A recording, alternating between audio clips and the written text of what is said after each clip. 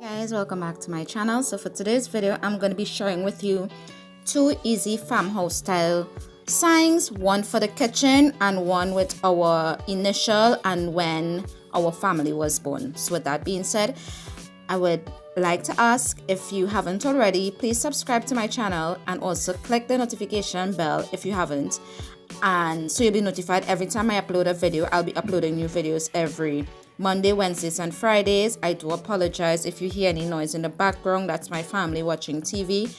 So for the first project, I made this little house. This was inspired by the Dollar Tree houses. I took some cedar strips, some wooden strips, and I cut it to size, angled the edges, and I built the frame. I have a video on how I made these already, so I will just be linking that in the cards above and in the description below. I took some paperboard that I had on hand. You can use foam board, you can use cardboard, you can use whatever you have on hand. I do advise that you don't go out to purchase these items. Use what you have on hand and you can still achieve the same or something similar.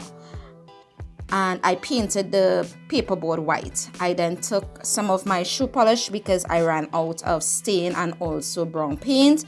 So this is my alternative for paint, and I stained the little house. And I put it to the side to dry. I did lose the clip of me putting this together, but all I did was use my stencil. You can use foam letters. You can even hand draw the letter A for our surname and establish in 2010, and I glued the backing on. That's all I did for that piece. So for the second sign, which is a sign for the kitchen that says kitchen, I cut a piece of paperboard to the length that I needed it to, but I did double up on it because it was a little thin, and I painted the paperboard as well. I did 2 coats on this as well, and I put it at the side to dry. I then cut my cedar strips. This was just leftover pieces that I had, and I cut to length, and I stained it the same way using the brown shoe polish. I wanted more of a darker finish, so I didn't really wipe off that much. I let it sit for a few minutes before wiping off any excess of the stain or shoe polish, and I let that dry. I did 2 or 3 coats on this for it to get to the darkness that I liked.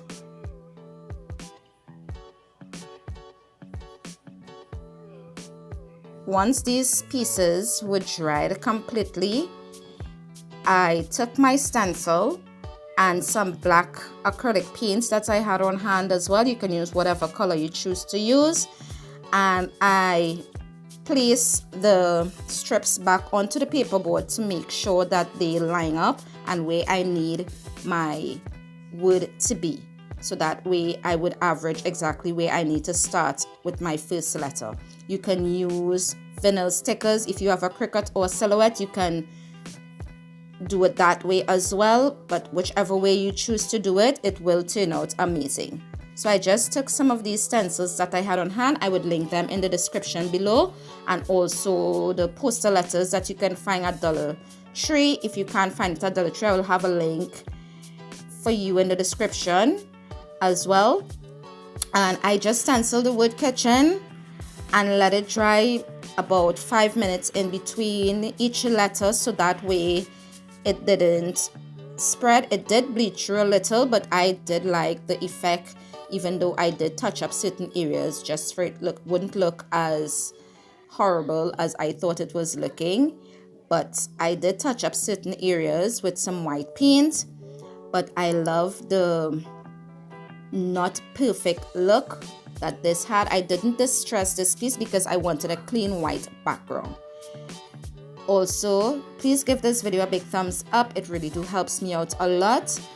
And share with your friends and family. I do appreciate you guys a lot. I hope you guys are all safe. I absolutely love how these 2 DIYs turned out.